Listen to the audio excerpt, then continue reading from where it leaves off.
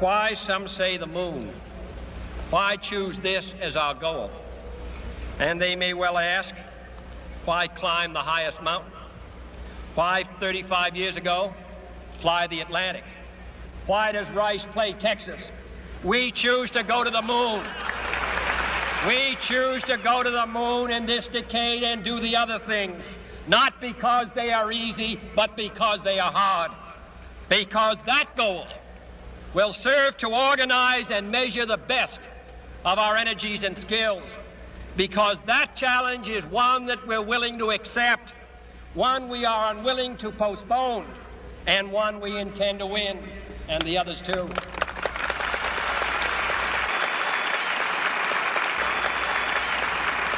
We shall send to the moon 240,000 miles away from the control station in Houston, a giant rocket more than 300 feet tall, the length of this football field, made of new metal alloys, some of which have not yet been invented, capable of standing heat and stresses several times more than have ever been experienced, fitted together with a precision better than the finest watch, carrying all the equipment needed for propulsion, guidance, control, communications, food, and survival, on an untried mission to an unknown celestial body, and then return it safely to Earth, re-entering the atmosphere at speeds of over 25,000 miles per hour, causing heat about half that on the temperature of the sun, almost as hot as it is here today, and do all this, and do all this, and do it right,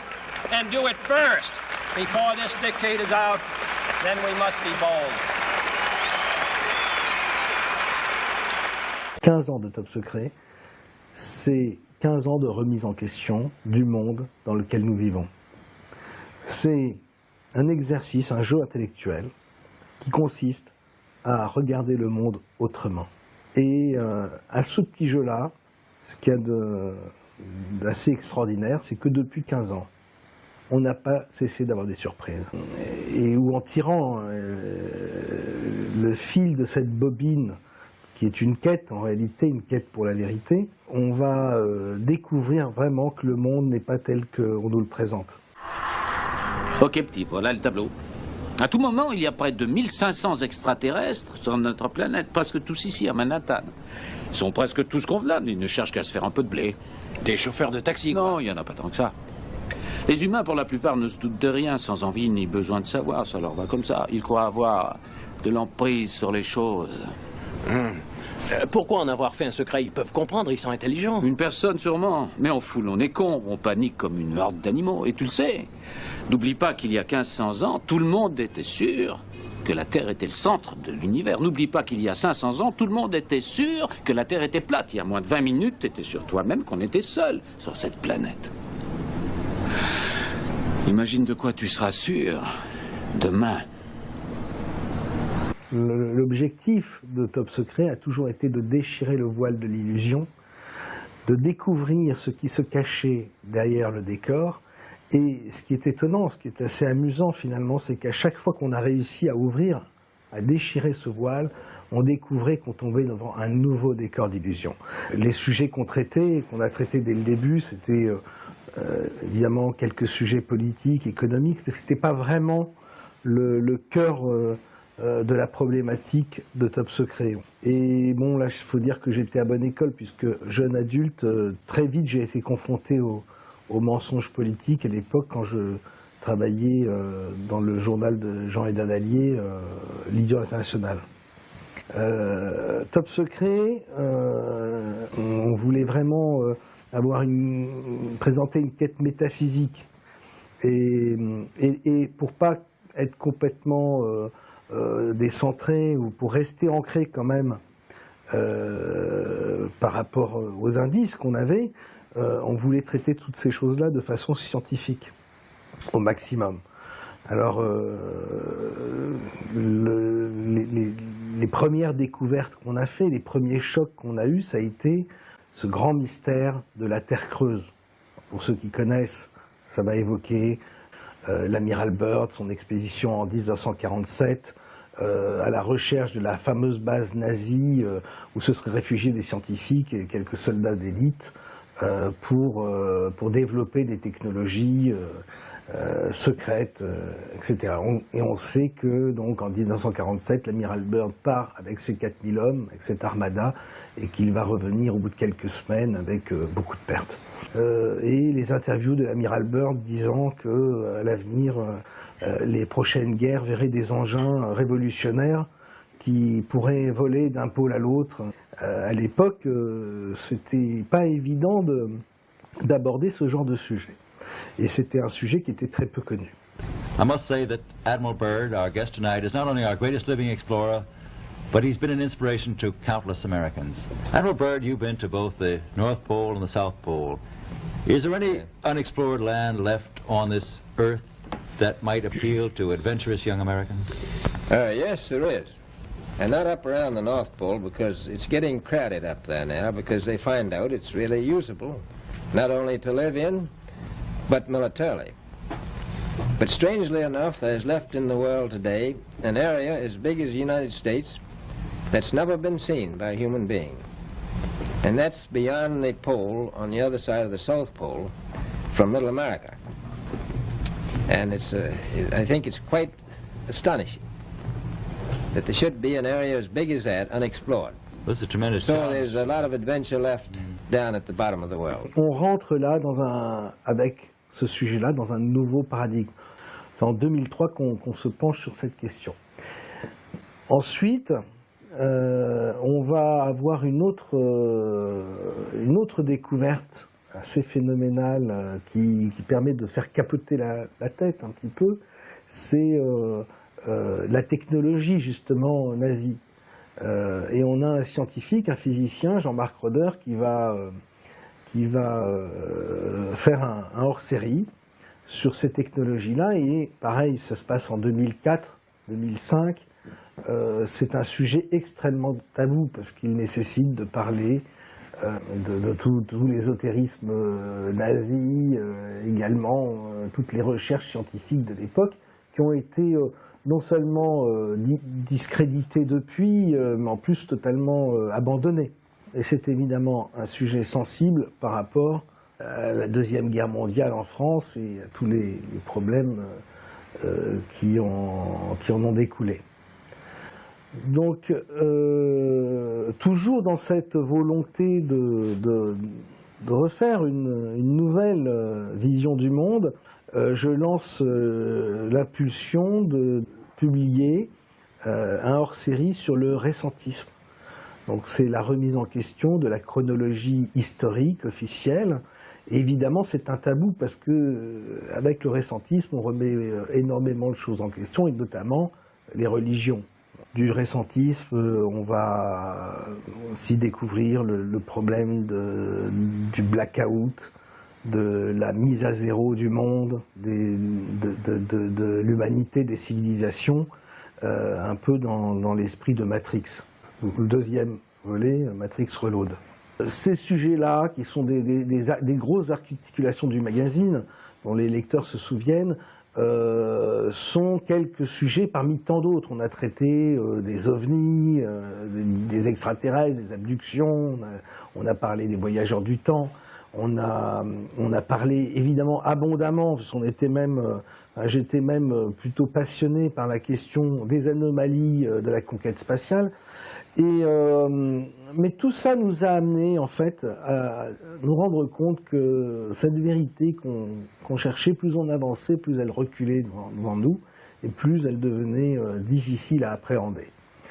Aujourd'hui, j'ai envie de parler de ce qui est pour moi le plus énorme mensonge des 50 dernières années. Et pourtant, on sait qu'en termes de mensonges, notre société bat tous les records. Ce mensonge, il touche à la conquête spatiale.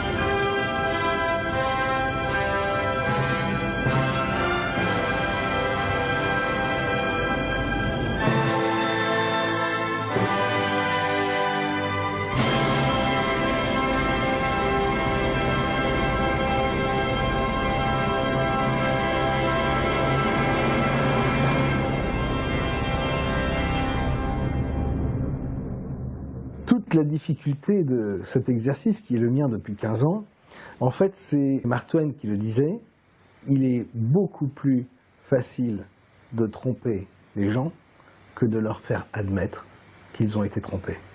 Finalement, c'est un boulot assez ingrat de montrer, là en l'occurrence au lecteur de Top Secret, à quel point nous avons tous été trompés, que ce soit sur l'état de nos connaissances au niveau de la science, mais aussi au niveau de l'histoire. Pour parler de l'histoire de cette conquête spatiale et de cette grande tromperie qu'elle représente, je vais commencer par vous rappeler un événement, un exploit que tout le monde connaît, dont tout le monde se souvient, c'est celui de 2012, celui de Félix Baumgartner, l'Autrichien qui, produit par Red Bull, va faire le saut en parachute le plus haut de l'histoire de l'humanité. On se souvient tous de ces images de Félix Baumgartner dans sa nacelle, qui a énormément d'appui logistique. Cette nacelle bénéficie de toute la science la plus pointue qui soit. Il a une combinaison qui a été fabriquée par la NASA, qui est pressurisée, etc. Je vous récapitule un petit peu l'événement, l'exploit de Félix Baumgartner. Il arrive à 30 km d'altitude. De là, cette nacelle va s'ouvrir. Il va s'avancer devant la porte de la nacelle. Il faut imaginer que son corps, à ce moment-là, est soumis à moins 60 degrés. Sans cette combinaison, son sang s'évaporerait immédiatement. Enfin bon, il faut voir les contraintes que c'est. Alors, les médias vont expliquer ce qu'est cet exploit, vont expliquer comment la science a permis de faire reculer les limites de l'humanité, etc. Et il va sauter, il va quand même faire une chute à une vitesse de plus de 850 km/h. Et tout le monde s'extasie. All right, stand up on the exterior step. Keep your head down. Release the helmet tie-down strap. Jumper away.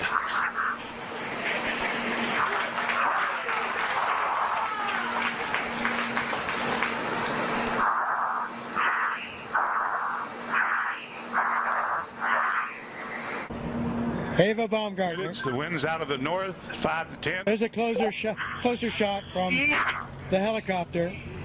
Felix, the wind's out of the north, 5 to 10. There you can see by the approaching shadow, he's just about there, and he's down on the earth, safely back. Et moi, en regardant toutes ces images, je me dis, mais il y a un petit problème quand même. Il y a un souci dans l'histoire de Baumgartner. C'est que, qu'est-ce qu'on fait de Yuri Gagarin, le premier homme de l'espace? Qu'est-ce qu'on fait de Yuri Gagarin, qui, lui, va faire la première rotation autour de la Terre, en un peu moins de 2 heures, va faire une chute avec sa nacelle, qui, à l'époque, c'est une boîte de conserve, c'est pas du tout la nacelle de Félix, hein, c'est pas la nacelle Red Bull. Il fait cette chute. Le bouclier de la nacelle se retrouve dans le mauvais côté, la nacelle prend feu, tout est incandescent, il est entouré de flammes, et en plein milieu de sa chute, il fait exploser les boulons de la fermeture de son module. Ça ne marche pas bien. Toujours dans cette chute-là, voici notre Yuri Gagarin en train d'ouvrir le sas à coups de botte. Il faut se représenter ça, il faut imaginer ça. Il a une combinaison qui n'est pas du tout celle de la NASA. Il arrive à s'extirper de ce module très étroit, et le voilà qui saute du module qui est en pleine chute, et qui ouvre lui-même son parachute, et qui va atterrir sur le sol soviétique, etc. J'étais très étonné qu'au moment de l'exploit de Félix Baumgartner, personne ne fasse référence à Gagarin, qui avait fait un exploit autrement plus complexe, beaucoup plus dangereux, périlleux, et qui lui-même était revenu de l'espace, premier homme de l'espace quand même, en parachute. C'était la première interrogation. Et je me suis dit, mais est-ce que c'est cet oubli? Est-ce que c'est l'aveu d'un premier mensonge lié à la conquête spatiale? Parce que finalement, il y a, avec l'affaire de Yuri Gagarin, ce premier homme de l'espace, il y a quand même beaucoup de questionnements qui se posent. Là, par exemple, le fait que sa vitesse de rotation ne correspond à aucun vol orbital en réalité. Depuis, on a le recul et on sait qu'en 1h48, sa période de rotation autour de la Terre ne correspond à rien. On sait par exemple que quand il a annoncé qu'il était au-dessus des États-Unis, parce qu'il avait un hublot qui lui permettait de voir la Terre, il annonce qu'il est au-dessus des États-Unis et en réalité, il l'annonce à l'avance. Il n'est pas encore au-dessus des États-Unis au moment où il le dit. Il va dire également, il va décrire les côtes d'Amérique du Sud, il va donner des détails du continent d'Amérique latine, et on va s'étonner parce qu'il ne peut absolument rien voir de ce qu'il décrit, puisque quand il passe au-dessus de l'Amérique du Sud, il fait nuit. Et il y a des tas de choses comme ça, par exemple, et ça je pense que c'est la première bizarrerie de cette histoire, de cette aventure, c'est que Yuri Gagarin, qui est le premier homme de l'espace, et qui donc va être le premier homme à voir de ses yeux la Terre depuis l'espace, ne va pas emporter avec lui d'appareil photo. Et il ne prendra donc aucune photo, il n'existera aucune preuve de son exploit. Quoi qu'il en soit, quelle que soit l'hypothèse, soit celle des soviétiques qui ne veulent pas montrer ce qu'ils ont vu, ou l'exploit de Yuri Gagarin qui n'a pas existé, de toute façon, il y a mensonge. Toujours est-il qu'on est en pleine guerre froide, on est en 61. Vous pensez que les Américains, qui savent très bien les différentes anomalies dont je viens de parler, vont crier au mensonge, vont dire que c'est une imposture? Pas du tout. Kennedy va féliciter Khrouchtchev. Gagarin donc sera accueilli comme un héros soviétique, le grand héros soviétique qu'on connaît, et Kennedy va lancer la course à l'espace, la course à la conquête spatiale.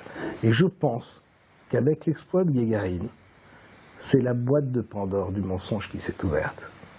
Et que les deux superpuissances sont entrées dans un engrenage de mensonges qui les a menés jusqu'à l'histoire que nous connaissons aujourd'hui.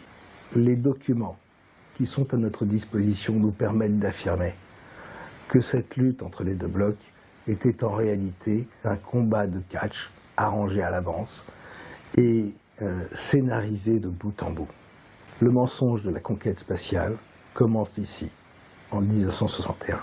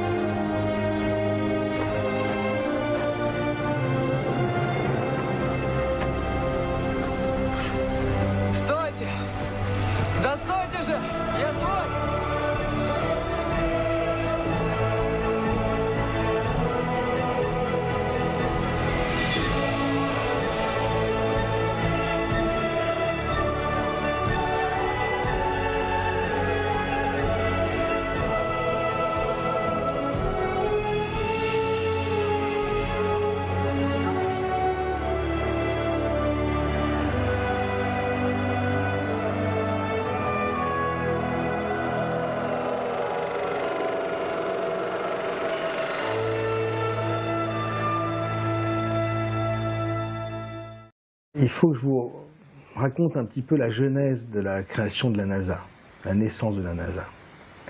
Vous avez d'un côté un homme, un Allemand, un scientifique, qui s'appelle Werner von Braun.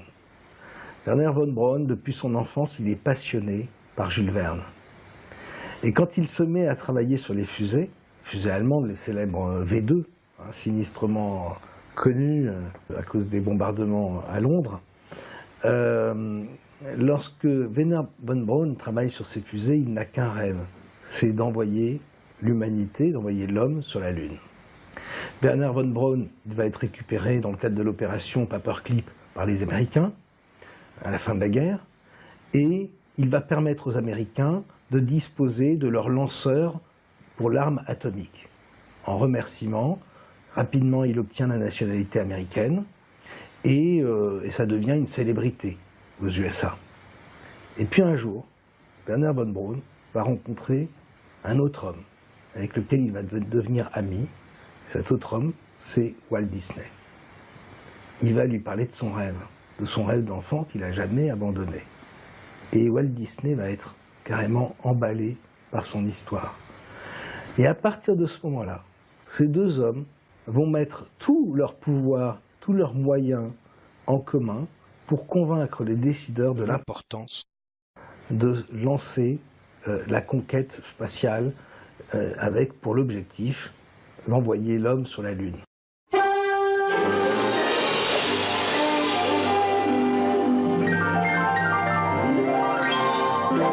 Walt Disney's Disneyland.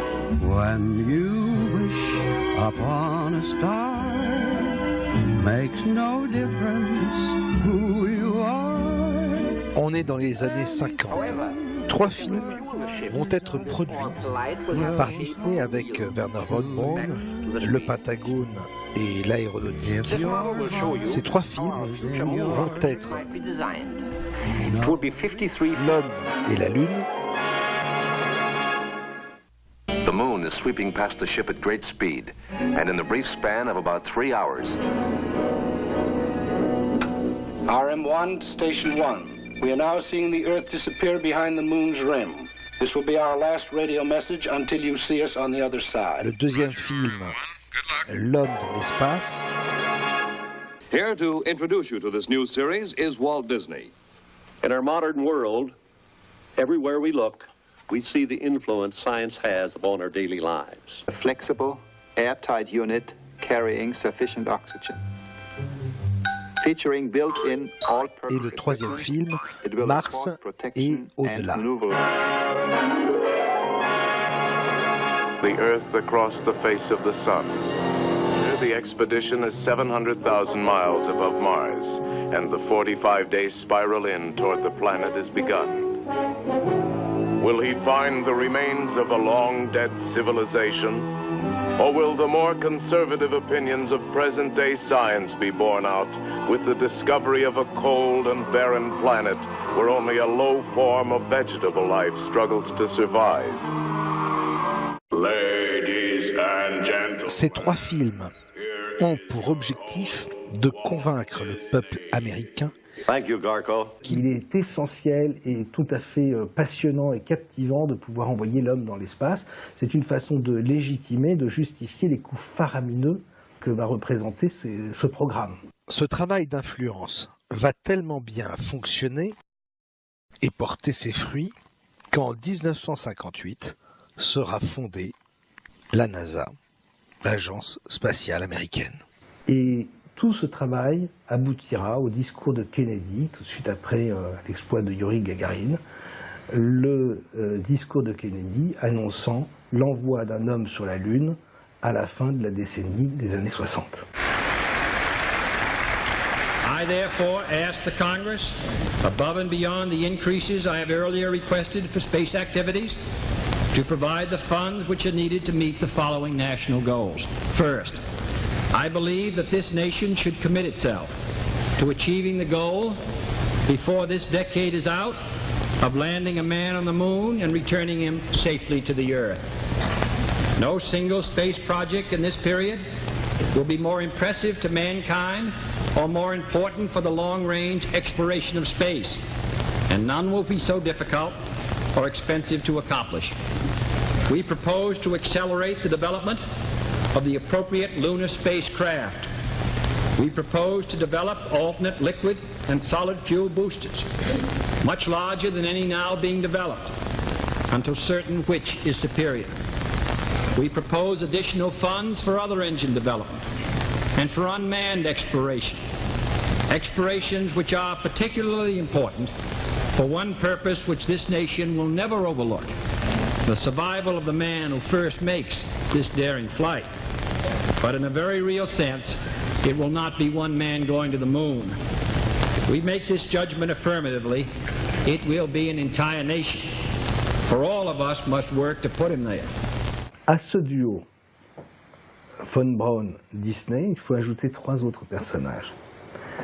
Il y a Robert Hanson Heinlein, qui est l'auteur de science-fiction américain, qui est l'auteur de Tom Corbett, qui a donné lieu à des séries radiophoniques et télévisées à l'époque. Il y a un auteur scientifique allemand, Heinz Harber, qui va être le conseiller scientifique des productions Disney, qui avait travaillé lui-même en Allemagne à populariser l'idée de la conquête spatiale pendant les années 30. Et enfin, il y a Willy Hurley, qui lui aussi est un auteur scientifique, qui travaille avec Disney, et qui donnera d'ailleurs le nom d'un cratère sur la face cachée de la Lune, le cratère Lay, très connu. Mais surtout, ce qu'il y a d'intéressant chez Willy Hurley, c'est que c'est un très bon ami d'un auteur de science-fiction américain qui s'appelle Arthur C. Clarke, l'auteur de 2001, l'Odyssée de l'espace, ce roman qui sera adapté pour le cinéma par Stanley Kubrick. Et là, on commence à se rendre compte qu'en fait, la genèse de la NASA, la genèse de la conquête spatiale est quand même portée en grande partie par un homme, Werner von Braun, passionné de Jules Verne, et des artisans du rêve comme Disney, qui sont des hommes de divertissement, des hommes qui sont passés maîtres dans l'histoire, dans la narration fantastique. Je rappelle que dans les 3 films de Disney dont j'ai parlé tout à l'heure, il était question de bases lunaires, il était question de découverte de pyramides sur Mars. Or, toute la conquête spatiale nous a montré qu'effectivement, on pouvait supposer que sur la Lune ou sur Mars, il pouvait y avoir la présence de vestiges de civilisations passées. Tout ça est raconté dans les 3 premiers films de Disney, au point qu'on se demande si la conquête spatiale n'a pas suivi depuis l'origine jusqu'à maintenant un scénario qui a été écrit à cette époque, dans la fin des années 50. On retrouve évidemment les anomalies sur la Lune, sur Mars. On retrouve évidemment sur le site de Sidonia les fameuses présences de ces pyramides qui ont fait tellement de polémiques au cours de ces 30 dernières années. Pendant des décennies, les chercheurs de vérité ont toujours dénoncé les mensonges de la NASA. Notamment, ont toujours dénoncé les problématiques de ce qu'ils découvraient sur les images que la NASA présentait au public. Mais on a toujours pensé, moi le premier, parce que j'ai sauté à pieds joints dans cette combine, on a toujours pensé que ces mensonges touchaient aux anomalies liées à une civilisation passée qui aurait déjà conquis le système solaire, ou que ce mensonge était lié à la présence d'extraterrestres. Et ça, c'était par rapport aux lumières, aux anomalies, aux engins, aux ovnis que l'on pouvait entreapercevoir sur quelques documents vidéo appartenant à la NASA et que la NASA nous présentait.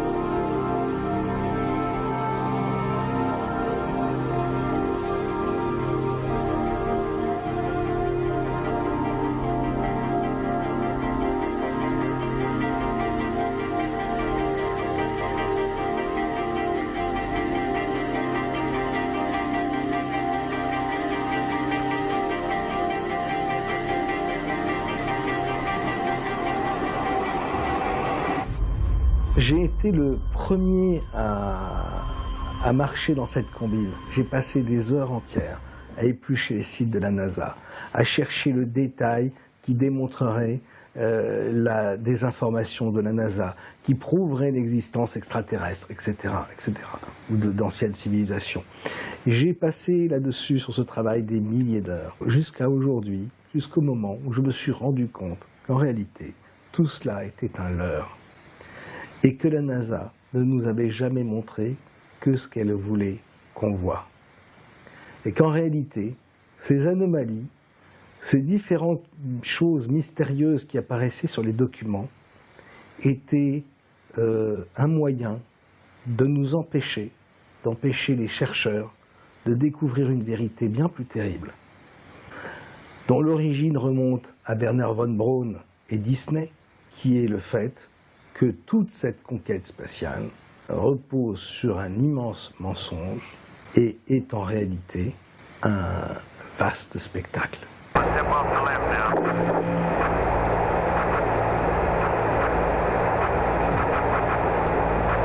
one small step for man, one giant leap.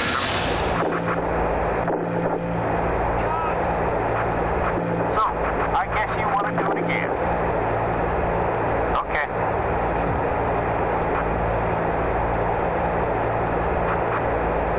Sorry, Mr. Corsi. La première chose que les chercheurs ont découvert récemment, cette chose nous avait échappé parce qu'on était trop occupés à regarder les anomalies, les petits détails sur les photos, les petites lumières. La chose qu'il faut bien que vous compreniez maintenant, c'est qu'en réalité, il n'existe aucune photo de la Terre vue de l'espace. Ce que je suis en train de vous dire, ça doit évidemment vous interpeller, vous devez me prendre pour un fou. Mais maintenant, je vais vous demander de regarder attentivement les photos de la Terre sur les sites de la NASA. D'abord, elles sont peu nombreuses. Vous allez voir qu'il y a très peu de photos de la Terre. Bizarre quand même, puisque depuis 30-40 ans, il y a des milliers de satellites qui tournent autour de la Terre. Or, ces satellites prennent aucune photo de la Terre dans sa version complète, mais des images fragmentées, des images mosaïques.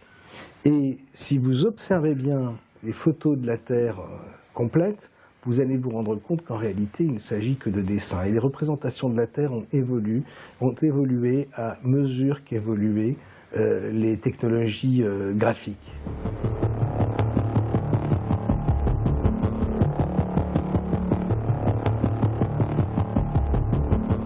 Il faut que vous sachiez une chose importante, c'est que les photos de la Terre les plus connues, quand je dis photos, mettez des guillemets, les photos de la Terre les plus connues datent de 1972, les dernières. Les dernières photos de la Terre qui sont dans les encyclopédies, dans les livres scolaires, etc., sont les photos qui ont été prises par les missions Apollo. Depuis, il n'y a plus une seule photo de la Terre. Si vous regardez ces photos, qui datent donc des années 70, vous allez vous rendre compte qu'il y a plein de problèmes autour de ces images. En réalité, ce sont bel et bien des dessins. Je vais vous donner un élément, un indice, un élément de preuve de cette supercherie. Vous allez taper dans Google la Terre en rotation sur 24 heures. Vous allez avoir quelques vidéos, il n'y en a pas tant que ça. Mais regardez les vidéos des années 80, 90 de la Terre qui tourne sur elle-même. Il y a plusieurs versions qui proviennent de différentes méthodes. Mais ce qu'il y a de surprenant dans ces images, dans ces vidéos, dans ces images de la Terre qui tournent sur elles-mêmes, c'est que les nuages qui sont au-dessus du globe ne bougent pas. Alors, quand vous vous levez le matin chez vous, que vous levez les yeux au ciel, vous allez voir le soleil, vous allez avoir un beau temps, et puis dans l'après-midi, dans le soir, il peut y avoir un grain, il peut y avoir de la pluie, etc. Ce n'est pas le cas dans ces vidéos de la Terre en rotation. Ensuite, la rareté des photos de la Terre est très suspecte. Comme je vous l'ai dit, il y a des milliers de satellites. Comment se fait-il qu'aucun de ces satellites ne photographie la Terre à toutes les secondes? C'est-à-dire que les photos de la Terre devraient être ce qu'il y a de plus fréquent, de plus visible sur Internet. Ça devrait être les photos les plus visitées, les plus vues.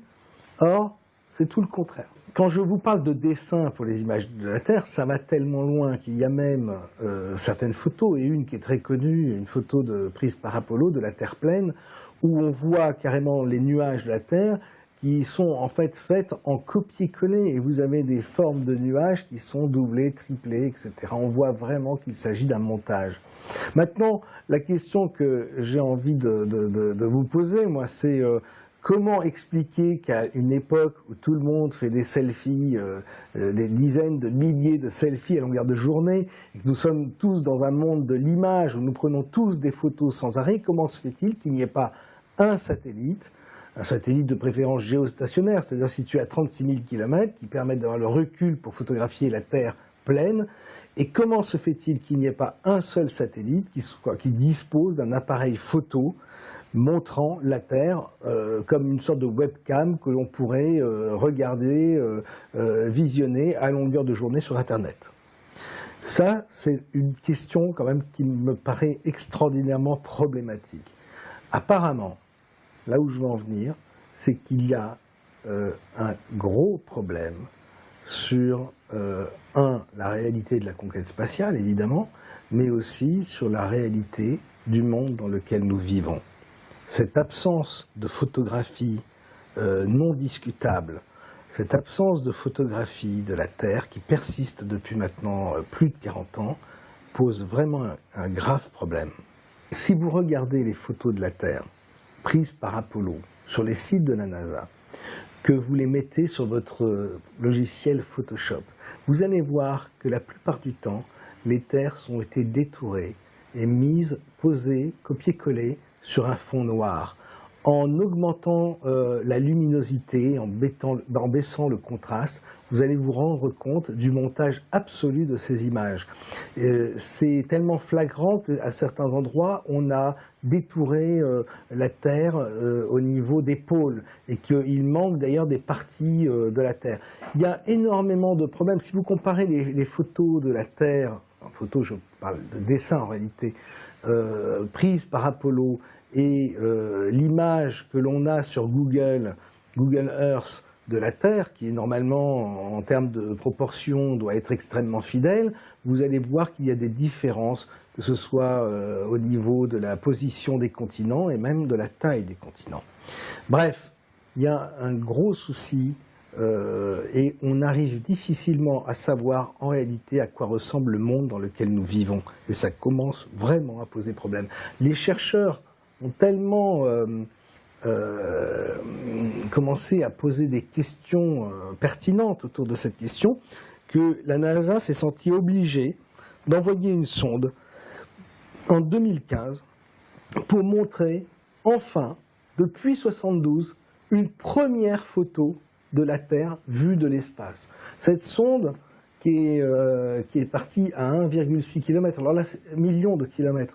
Là aussi, c'est la question, pourquoi envoyer une sonde à 1,6 million de kilomètres alors que n'importe quel satellite géostationnaire pourrait prendre un cliché de la Terre dans sa globalité. Mais voilà, c'est ce que la NASA a fait pour répondre, et on remarquera d'ailleurs que les réponses de la NASA depuis toujours ont toujours été bizarres, malvenues, enfin propres à la polémique, presque encourageant la polémique. Et vous allez voir que celle-là, elle ne sort pas de la tradition. Cette photo, parce qu'elle est unique, cette première photo de la Terre vue depuis 1,6 million de kilomètres, difficile de demander une précision extrême des détails à cette distance. Cette photo qui est unique ressemble, elle également, elle encore, à un dessin, mais il y a quelque chose de beaucoup plus troublant dans cette photo. C'est que si vous la mettez sur votre logiciel Photoshop ou sur un logiciel de graphisme et que vous retournez cette image à 180 degrés, vous allez vous rendre compte qu'il y a glisser dans les nuages, sur la droite de l'image, un mot subliminal. Et ce mot, écrit avec des lettres de nuages, c'est le mot « sexe ». Regardez bien ce qu'on est en train de montrer sur l'image. Vous voyez mis en évidence le mot « sexe ». Ça rappelle, curieusement, l'image subliminale du mot « sexe » que l'on voit également dans le dessin animé du Roi Lion lorsqu'il souffle la fumée. C'est un petit clin d'œil à Disney. Mais vous verrez que des clins d'œil à Disney, il y en a beaucoup dans l'histoire de la conquête spatiale. Je ne sais pas si c'est un employé de la NASA qui a voulu faire une blague potache, mais en quel cas c'est quand même un gros risque de la part d'un employé de faire une chose pareille sur une image qui va être regardée par la planète entière. C'est la première photo de la Terre depuis les années 70. Donc ça me paraît peu probable.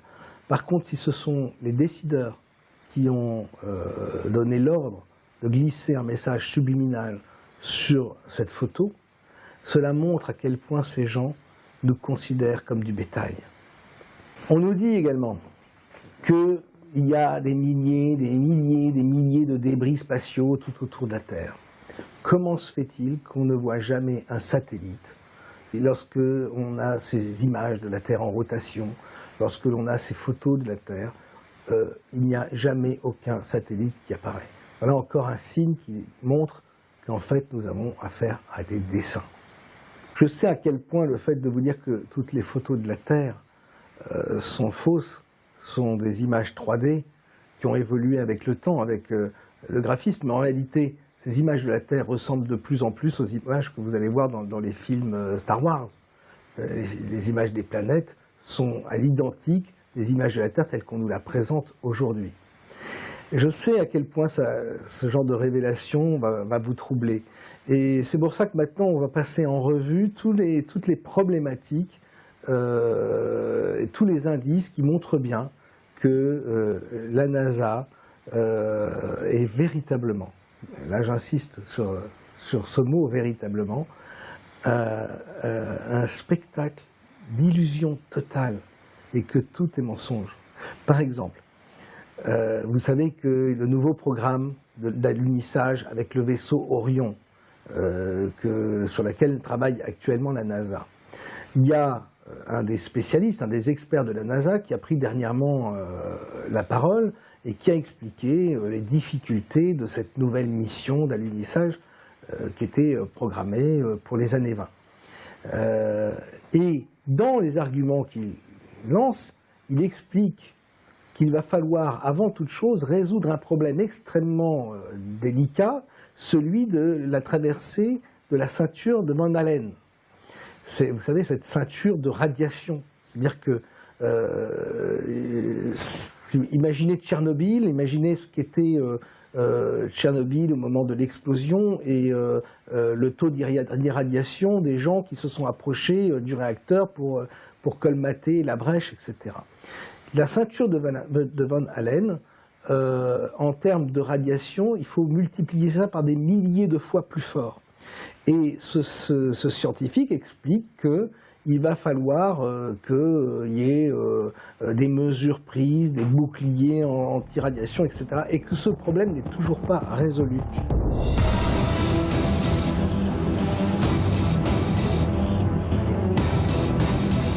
My name is Kelly Smith, and I work on navigation and guidance for Orion. Orion is NASA's next-generation spacecraft. Built with versatility in mind, it can take astronauts deeper into space than we've ever gone before, to an asteroid or even onto Mars. For these missions, Orion has to be one tough spacecraft, withstanding high speeds, searing temperatures, and extreme radiation. As we get further away from Earth, we'll pass through the Van Allen belts, an area of dangerous radiation. Radiation like this could harm the guidance systems, onboard computers, or other electronics on Orion. Naturally, we have to pass through this danger zone twice, once up and once back. But Orion has protection. Shielding will be put to the test as the vehicle cuts through the waves of radiation. Sensors aboard will record radiation levels for scientists to study. We must solve these challenges before we send people through this region of space. Ce qui interroge tous les chercheurs, et moi le premier, c'est mais ce problème n'a-t-il pas été résolu à l'époque d'Apollo? Je ne comprends pas, on a fait plusieurs missions d'alunissage, plusieurs allers et retours, puisqu'il faut compter le retour également. Et apparemment, Armstrong, enfin, on n'a jamais retrouvé les astronautes grillés dans leur module. Donc, vous voyez, c'est des petites incohérences qui sont comme ça, et des petits oublis. C'est comme si au fur et à mesure que l'histoire avance, on oubliait le passé. C'est ce que j'ai expliqué par rapport à Félix Baumgartner, par rapport à Yuri Gagarin tout à l'heure. On dirait que la NASA n'a pas de mémoire ou qu'elle considère que nous sommes tellement abétis que nous n'en avons plus du tout. Ceci est un neurolaser. Il nous a été offert par des amis de province. Ce petit œil rouge isole les impulsions électromagnétiques du cerveau et plus précisément celles de la mémoire. Excellent, messieurs. Passez-moi toute l'assiette au crash-flamme avec couloir à 20, 40 et 60 mètres à partir de là-bas. Merci.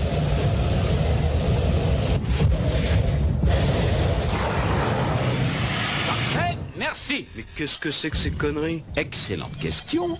Et vous y trouverez la réponse en regardant ici.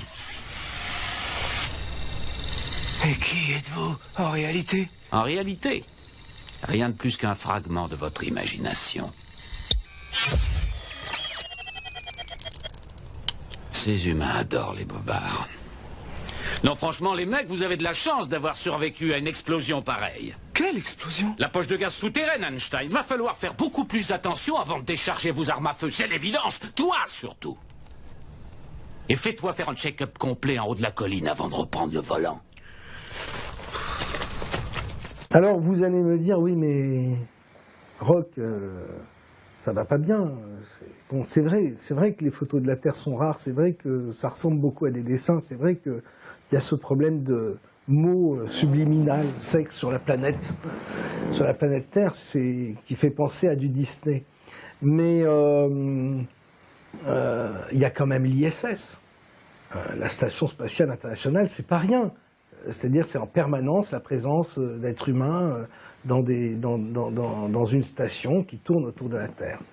Et puis, c'est international. C'est-à-dire que là, ça touche énormément de monde. Bien, figurez-vous que les chercheurs ont évidemment étudié cette question. Et alors, ils se sont posés les bonnes questions. Et ils sont arrivés à des conclusions absolument effarantes, des découvertes absolument effarantes. Alors, première problématique qui me paraît, moi, vraiment importante au niveau de l'ISS, c'est le fonctionnement. L'ISS est dans l'espace depuis 15 ans. On sait que son obsolescence prévue était de 15 ans, et qu'au bout de 15 ans, il fallait changer les modules. Personne ne pense à changer les modules, on pense juste à abandonner l'ISS. On a prolongé l'expérience de l'ISS jusque dans les années 20. Toujours est-il que donc ces modules sont quand même fatigués. Or, quelle comparaison on peut faire par rapport à l'ISS au plus proche de ce qu'on voit sur la Terre? Ce sont les spécialistes, les experts, les chercheurs de vérité se sont dit, mais l'ISS fonctionne sous pressurisation, avec de l'oxygène, etc. Ça ressemble à un sous-marin. Mais la question qui se pose, c'est les sous-marins, ils ont besoin de remonter à la surface. Au bout de 3 mois maximum, vous avez le sous-marin qui vient renouveler son oxygène, etc., remettre la pression qu'il convient, etc. Parce qu'il y a toujours une perte au niveau de l'ISS. Vous imaginez un milieu fermé, quand vous respirez, vous dégagez du CO2. Donc comment vous éliminez ce CO2 ? Alors évidemment il y a des filtres, il y a des moyens d'évacuer, mais à chaque fois que vous évacuez ces gaz, comment ensuite vous remettez l'oxygène, respectez le bon dosage, parce que la moindre erreur de dosage, c'est la mort assurée pour les membres de l'équipage. Et à chaque fois que vous évacuez ces gaz, vous perdez en pression. Comment se fait-il que ce sous-marin, qui est l'ISS, continue de fonctionner au bout de 15 ans sans avoir eu besoin de, entre guillemets, refaire surface? Ça, c'est la grosse question que se posent des ingénieurs militaires. Ils ne comprennent pas, ils se disent, mais si les Américains avaient une telle technologie, ils l'utiliseraient pour leurs propres sous-marins. Parce que ça serait un atout majeur, les sous-marins n'auraient même plus besoin de remonter à la surface.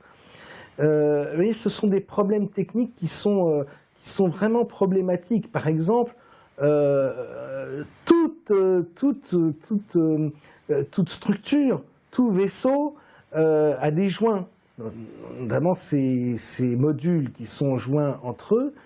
Or, les joints, c'est extrêmement fragile. La moindre fuite au niveau de l'ISS, une fuite d'1 millimètre, peut poser des problèmes mortels. Apparemment, rien n'a été prévu pour changer les joints de ces modules. Comment se fait-il qu'il n'y ait pas eu d'usure sur les joints?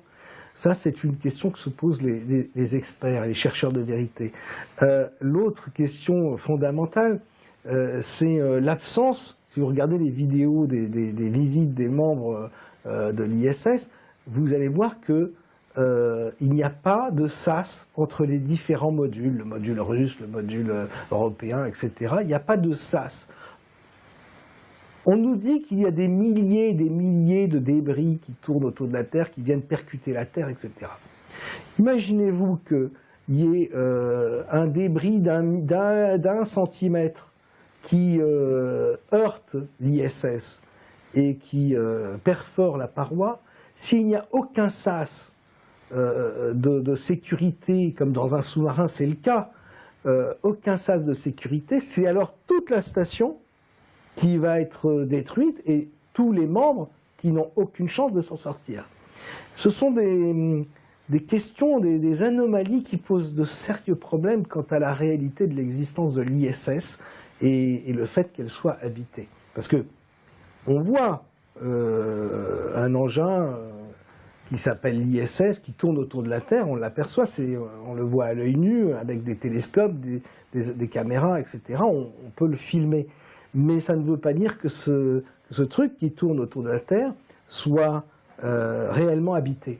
La question que se posent aussi les chercheurs de vérité, en voyant les membres de l'équipage, c'est de constater qu'il y a effectivement pas de sas de sécurité, qu'il y a une obsolescence des modules, et pourtant, ces membres d'équipage, vous les voyez toujours à faire les clowns, toujours avec le sourire. Ce sont des gens qui, quand même, à chaque seconde de leur présence dans la navette spatiale, dans l'ISS, à chaque seconde, risquent de mourir. C'est-à-dire le moindre débris qui vient toucher l'ISS, c'est la mort assurée, pour les raisons que je vous ai expliquées tout à l'heure. Eh bien, vous avez pourtant ces gens-là qui galopent, qui font des cabrioles, tout ça en t-shirt, en polo et en bermuda.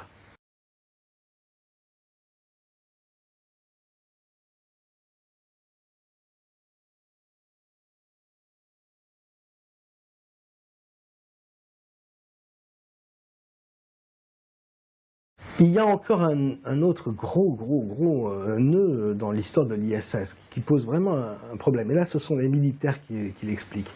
Ils expliquent que dans un sous-marin, dans un vaisseau de guerre, il y a un des secteurs, un des services qui est le plus important, que ce soit au niveau du personnel ou au niveau espace, c'est l'atelier.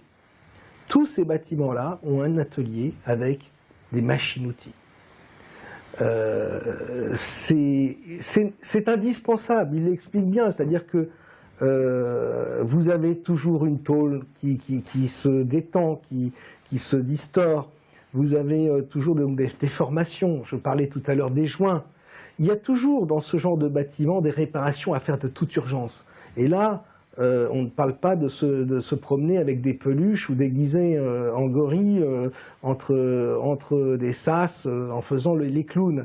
C'est-à-dire que c'est une question de vie ou de mort. Il y a des machines-outils. Or, dans l'ISS, avec la moindre étincelle, c'est un danger parce qu'il y a tous ces gaz tous ces gaz, l'azote, etc., la fabrication d'oxygène avec de l'hydrogène, etc. Enfin, tout ça est extrêmement dangereux. Et une machine-outil fait toujours des étincelles quand elle travaille. Donc, il y a impossibilité d'utiliser ce genre d'outils.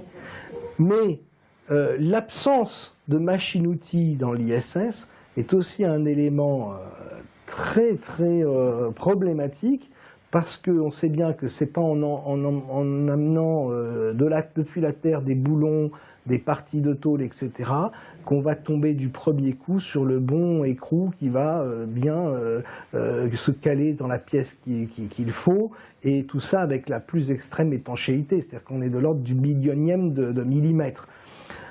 Pas de machine-outil, vous ne verrez pas dans l'ISS d'atelier. Les seuls outils disponibles qu'on peut voir, c'est la fameuse trousse à outils du bricoleur du dimanche avec le tournevis et puis la pince, c'est tout.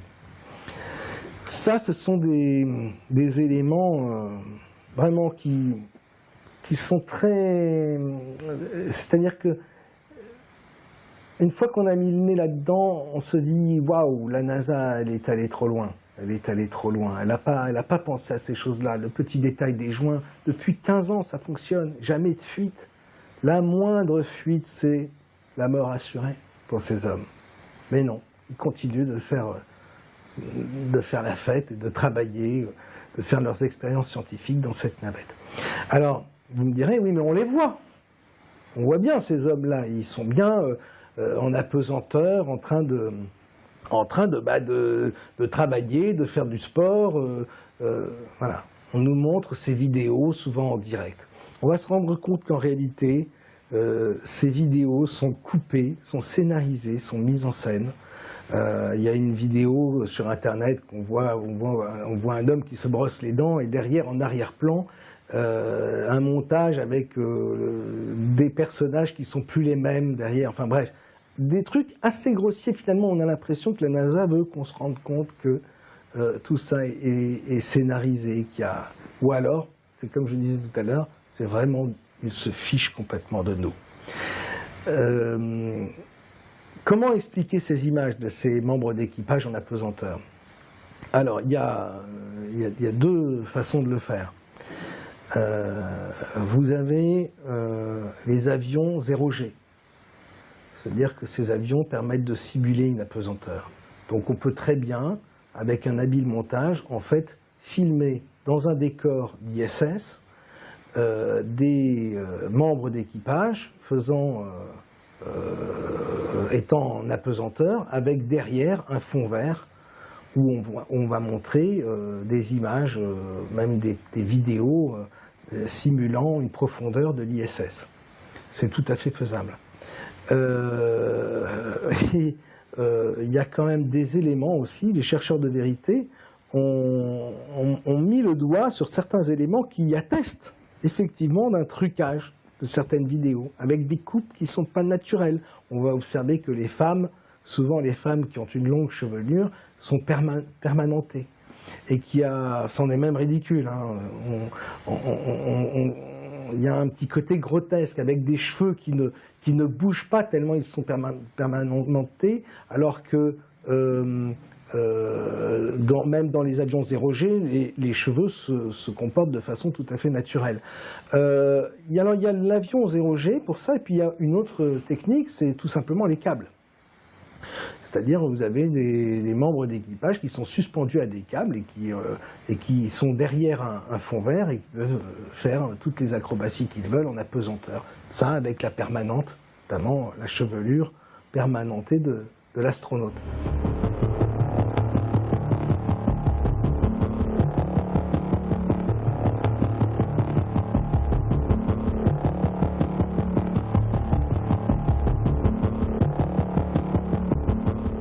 Beaucoup de chercheurs de vérité qui ont montré comme ça des anomalies sur des vidéos de l'ISS, des anciennes vidéos notamment, on voit il y a un moment où vous avez une fuite d'eau en arrière-plan et vous avez une goutte d'eau qui tombe derrière les astronautes et la goutte d'eau, elle est soumise à la pesanteur. C'est très curieux. Il y a aussi des photos, des vidéos de groupe où on voit que ce sont des calques qui sont superposés les uns derrière les autres et que les astronautes réagissent à la pesanteur ou à la force de l'inertie d'un avion 0G deux par deux. C'est-à-dire vous en avez les deux qui étaient dans le même avion au même moment, qui ont été filmés dans ce calque-là, vont sautiller de la même façon, tandis que les quatre autres réagiront différemment sur une autre, resteront stationnaires ou rebondiront sur d'autres trucs. Maintenant, je vais vraiment vous donner comme conseil d'étudier très attentivement les vidéos de la NASA, les vidéos de l'ISS, parce qu'il y a vraiment des choses très troublantes. Après, vous allez me dire, oui, mais on voit les astronautes en combinaison et qui font des sorties à l'extérieur de l'ISS. Ils vont réparer Hubble, ils vont bricoler, changer les panneaux solaires. Alors, vous voyez, toujours avec leurs fameux tournevis, des gants pas possibles, et tout ça, les caisses à outils qui se baladent dans l'espace. Après, on va pas pleurer sur les rejets, mais sur les déchets qui encombrent l'orbite terrestre. Mais les chercheurs ont été confrontés à cette question. Et là, ça a été, alors, dans Top Secret, on en avait déjà parlé pour les Chinois, mais à l'époque, moi, j'étais encore loin d'imaginer l'ampleur de ce mensonge de la NASA, c'est-à-dire un mensonge intégral. Les chercheurs ont découvert, simplement en épluchant toutes les vidéos de sortie dans l'espace des astronautes, soit de la navette, soit de l'ISS, se sont rendus compte et ont démontré, je crois même que là on touche à ce qu'on peut appeler la preuve, qu'en réalité, toutes ces vidéos étaient conçues dans des gigantesques piscines.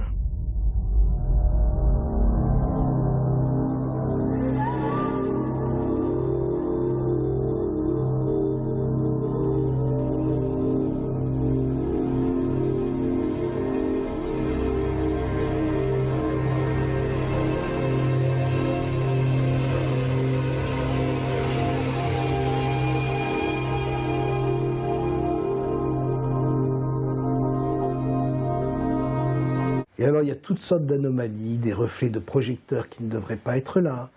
Vous avez évidemment les fameuses bulles d'air qui, de temps en temps, remontent des combinaisons ou des sas.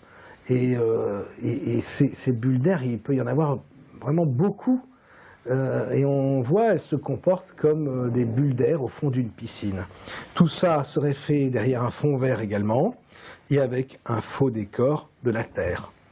Donc on a vu à travers la problématique du vaisseau Orion, et du programme d'Orion pour les nouvelles alunissage des années 20, on a vu que même les missions Apollo quand même pouvaient être scientifiquement remises en question. Alors moi je ne suis pas scientifique, je ne fais que répéter ce que disait cet ingénieur de la NASA qui, dans son discours de propagande pour ses futures missions d'alunissage, disait que ce problème n'était pas réglé. Voilà, je m'en tiens à ce qui est dit. Après, d'autres scientifiques me diront, mais c'est pas du tout le cas, etc. De toute façon, la polémique est loin d'être terminée. Maintenant, on a vu aussi que l'ISS posait de sérieux problèmes d'un point de vue technique. Si on compare l'ISS à un sous-marin, on est loin du compte. Je vais revenir aux missions Apollo, parce que mettre en doute les missions Apollo complètement gratuitement, c'est juste en se basant sur Van Allen, c'est un peu léger. Il y a deux autres éléments qui sont aussi très lourds dans un autre registre. C'est le fait que les images originales des missions Apollo aient disparu. On n'en est plus que des copies. Ça pose quand même souci. On va revenir à nos artisans du spectacle, à ces auteurs de science-fiction, etc., puisqu'il est supposé que ce soit en réalité Stanley Kubrick, l'ami de Willy Ley, qui aurait tourné les missions lunaires. Donc un des autres soucis en rapport avec Apollo, et qui n'est pas des moindres, c'est les pierres lunaires qui ont été rapportées de ces missions. Vous vous souvenez que John Glenn avait fait le tour du monde et avait distribué à différents pays, notamment à la reine d'Angleterre, un bloc de lune. Bon, c'était en tant qu'ambassadeur un cadeau qu'il faisait à la reine d'Angleterre. La reine d'Angleterre a offert ce bloc de lune à la Hollande, je crois, et aux Pays-Bas ou au Danemark, je ne me souviens plus, peu importe. Toujours est-il que ce bloc de pierre a été finalement, au bout de quelques années, quelques décennies, analysé. Et on a remarqué que ce n'était pas du tout de la pierre lunaire, que c'était tout simplement du bois fossilisé. Et le problème, c'est que d'autres blocs lunaires ont été analysés et qu'eux aussi ont montré qu'ils avaient les mêmes structures que de la pierre terrestre, notamment de roches qu'on peut retrouver en Antarctique. Tout ça fait que les éléments de preuve de l'existence des missions Apollo sont de plus en plus tenus, quoi. Ce sont de plus en plus légers, et le doute est plus que permis. Bon, ça me gêne de dire ça parce que, je vous dis, moi j'ai bouffé, entre guillemets, j'ai travaillé sur toutes ces questions-là, j'ai cherché pendant des années des anomalies, mais à un moment, lorsqu'on est confronté à ce genre de problème, il faut savoir reprendre son sac de chercheur et repartir de zéro pour essayer de voir où se trouve la vérité. Finalement, ce qu'on peut en conclure des différents éléments que je viens de souligner là, c'est que tous les éléments de preuve de l'existence des missions Apollo tombent les uns après les autres. Et que on peut de plus en plus penser et avoir confirmation que ces programmes, cette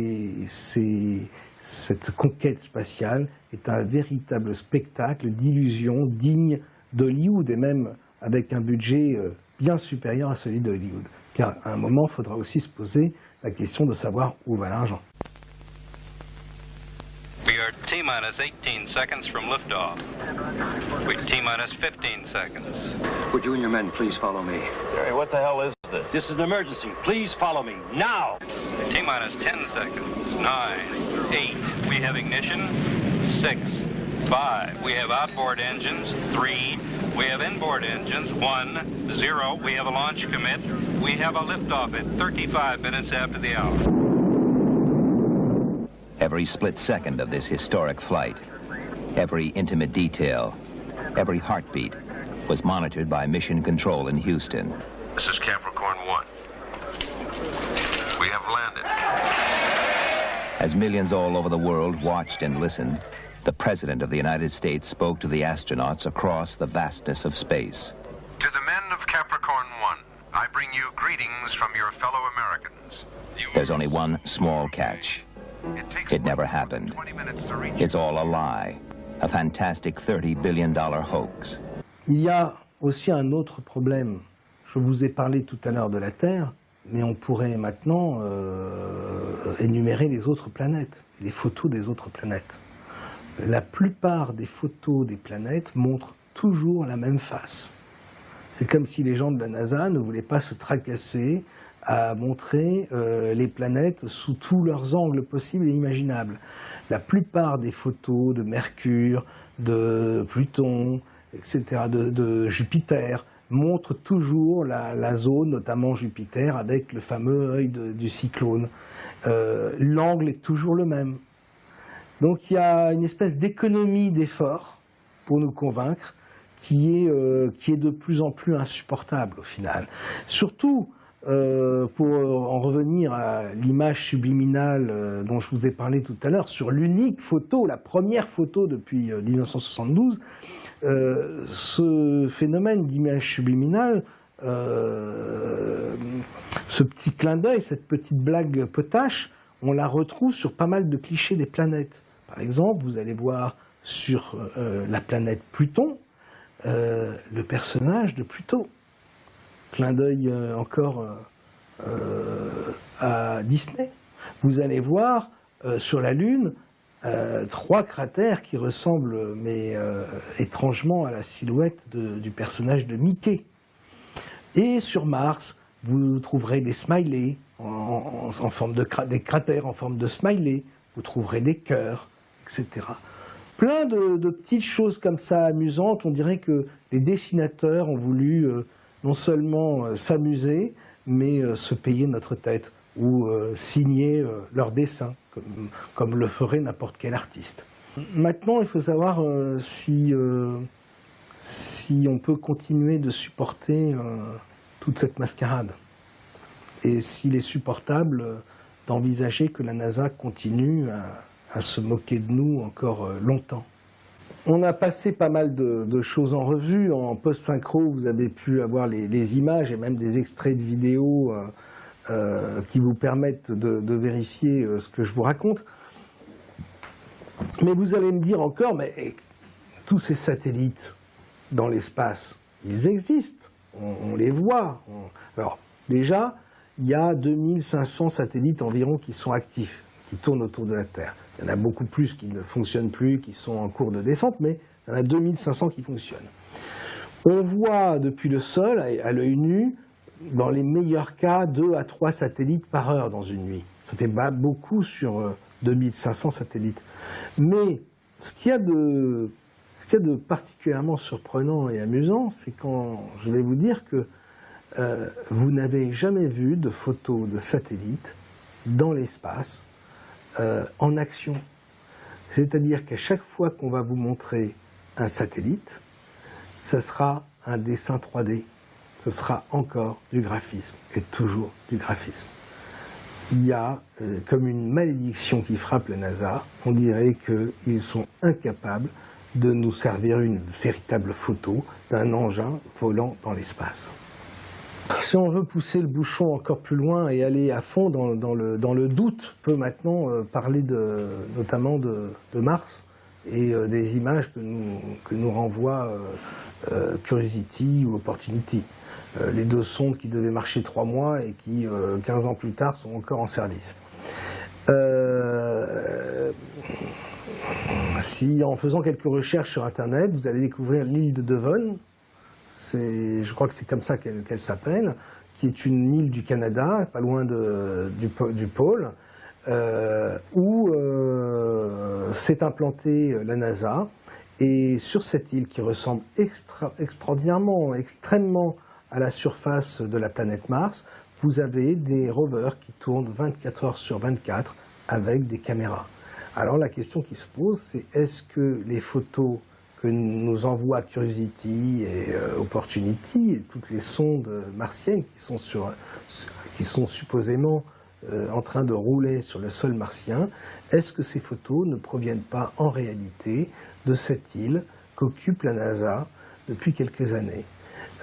Il y a une chose très troublante sur ces photos. Nous, on a cherché pendant des années les anomalies. C'est qu'on voyait bien qu'il y avait des formes qui ressemblaient à des formes de structures, des formes qui avaient été façonnées, des formes géométriques, etc. Et alors, c'était comme... il y avait toute une excitation autour de ces anomalies. Moi, j'étais pas convaincu pour cette histoire d'île. Je pensais que de toute façon, il était normal que la NASA s'entraîne et teste des rovers. Mais une des dernières photos de Mars qui nous a été proposée par la NASA pose vraiment gros problème, parce que la NASA a l'habitude donc quand il y a quelque chose, une anomalie qui déborde, c'est non seulement de flouter, mais en plus de coloriser l'image de façon à ce que cette anomalie se perde dans le décor, se fonde dans le décor, et que ces structures puissent apparaître comme étant des pierres. Et là, une des dernières photos montrait une pierre ayant la forme vraiment d'une sorte de cochon d'Inde. Le cochon d'Inde, d'animal, avec 4 pattes, un museau, une queue, des oreilles. Bref, vous aviez une pierre ressemblant à un drôle d'animal martien qui a soulevé donc aussitôt l'enthousiasme, en tout cas la curiosité des chercheurs de vérité, qui pensaient que voilà, la NASA avait caché une forme de vie sur la planète Mars. Mais en poussant un peu plus loin les investigations, on s'est rendu compte que sur l'île de Devon, il y avait proliféré une espèce dépourvue de prédateurs Et cette espèce animale, c'est, alors je ne me souviens plus du nom, là aussi vous pourrez, vous l'aurez sur l'image, cet animal ressemble comme deux gouttes d'eau à la fameuse anomalie martienne, la fameuse pierre qui ressemble à un animal.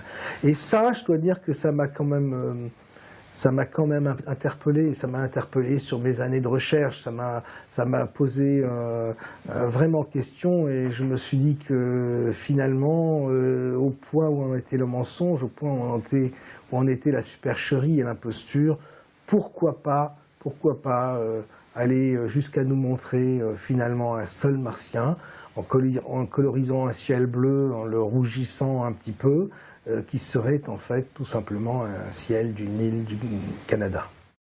Que cherche la NASA avec toutes ces anomalies maladroites, ces sites web montrant l'île Devon, et qui ne peuvent que mettre le doute dans les esprits?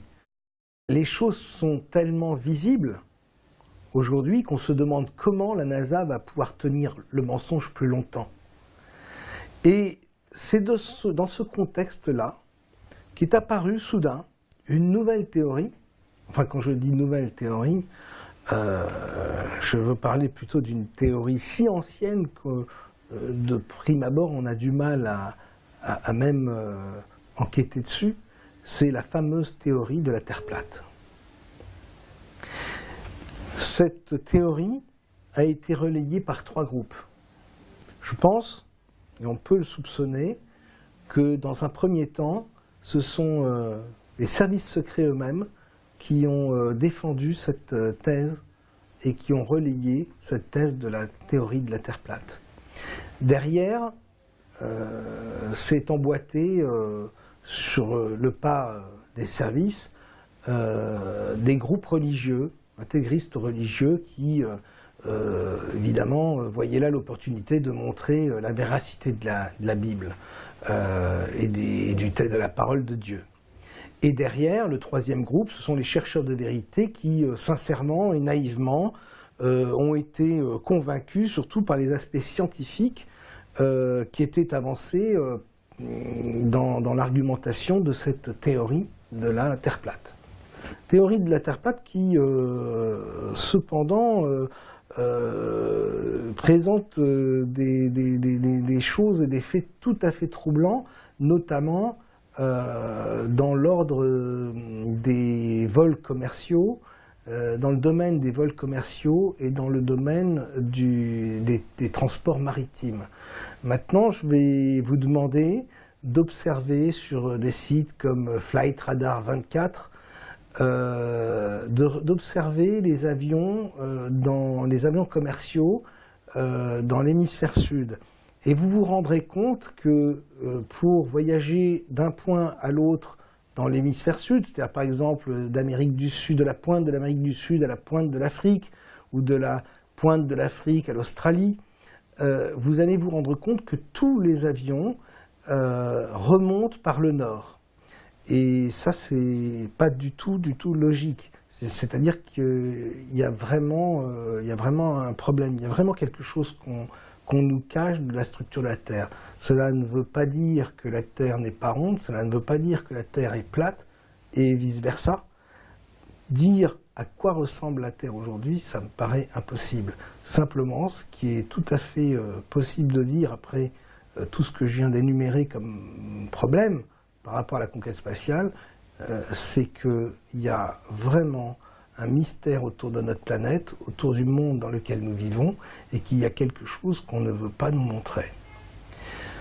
Vous avez l'exemple de cette femme qui vole de Bali à Los Angeles, qui est enceinte et qui va accoucher dans l'avion.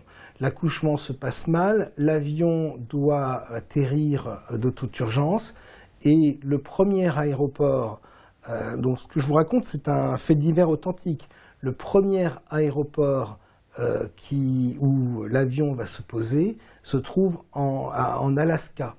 Et curieusement, l'Alaska, effectivement, c'est une ligne droite sur le trajet Los Angeles-Bali, dans la carte de la Terre plate. Cette carte de la Terre plate, on peut la découvrir et en prendre connaissance simplement en regardant aujourd'hui sur Internet le logo de l'ONU. Alors certains disent que voilà, c'est le grand secret des Illuminati, de ceux qui savent, de ceux qui tirent les ficelles, et donc sur la base de ce logo, prétendent et assurent que la Terre est plate. Personnellement, moi, j'ai toujours pas vu la Terre plate.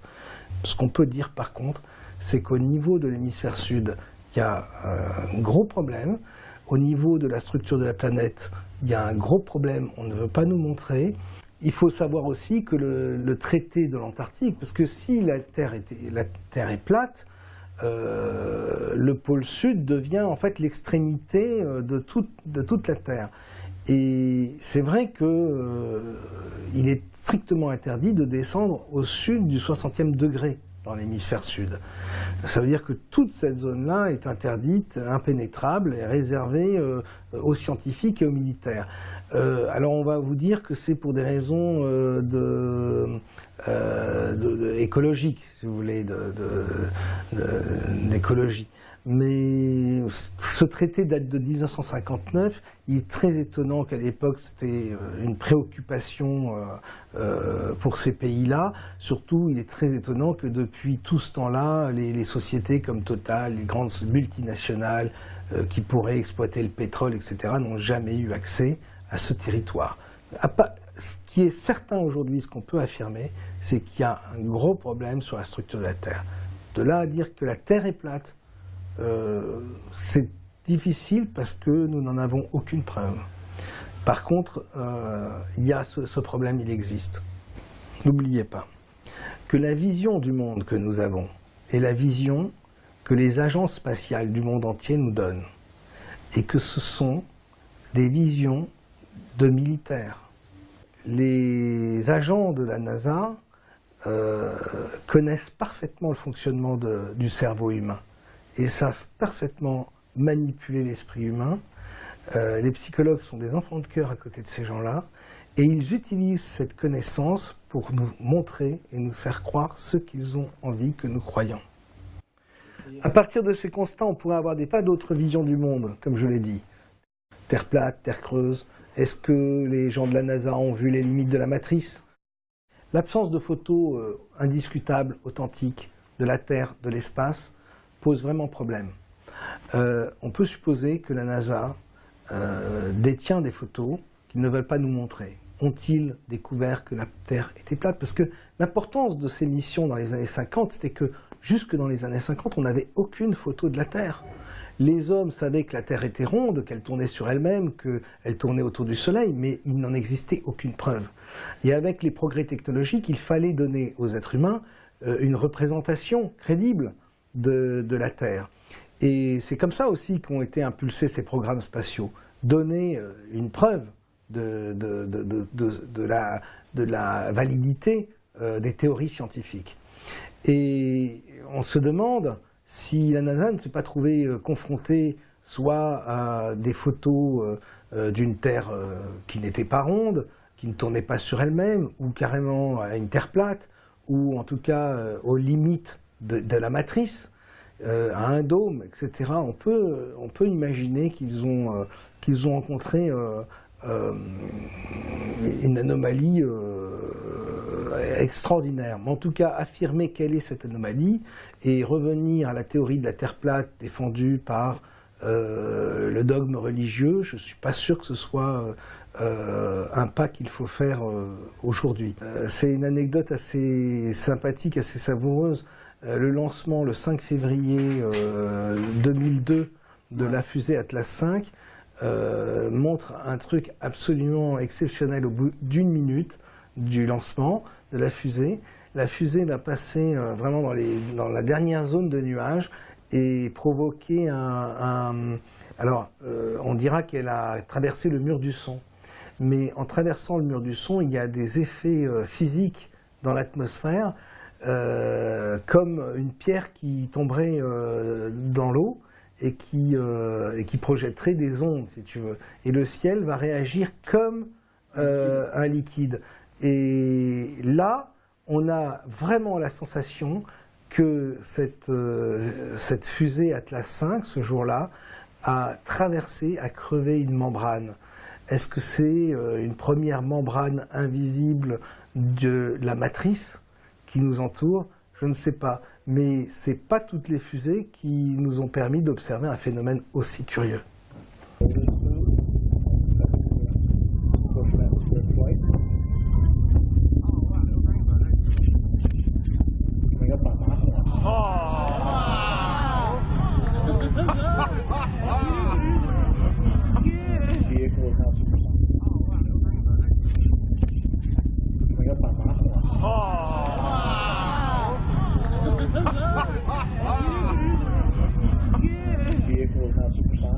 Toujours est-il que des représentations de la Terre, on peut en proposer plusieurs. J'ai envie d'en proposer une, moi, qui pourrait réconcilier les tenants de la Terre sphérique et les tenants de la Terre plate. Il faut imaginer une Terre plus grande que la Terre telle qu'elle nous a été présentée. Imaginez que la Terre fasse 3 fois sa circonférence et qu'en réalité, le pôle sud soit juste l'équateur, que tous les continents que l'on connaît, tous les continents connus officiellement, soient disposés dans l'hémisphère nord. À ce moment-là, si la pointe de ces continents se retrouve sur l'équateur, on peut justifier les longues distances qui séparent ces continents et l'impossibilité de les rejoindre par avion et l'obligation de remonter par le nord pour rester faire des escales et rester dans des zones de terre. On peut supposer, on peut imaginer une terre dont l'équateur serait un mur de glace. Avec une Terre qui aurait un soleil et une lune dans l'hémisphère nord et dans l'hémisphère sud, autre chose. Et en fait, on pourrait imaginer 2 terres séparées par cette muraille. Ça rejoindrait le propos de l'amiral Byrd qui disait qu'il y a au-delà de l'Atlantique un continent vaste comme l'Amérique, etc. On peut imaginer que cette Terre, cette autre moitié de la Terre dans l'hémisphère sud, qui serait un peu la représentation que j'en fais serait celle de Star Wars, où l'on montre la Terre, enfin une planète noire qui est coupée en 2 par un mécanisme, etc. Là, ça serait une muraille.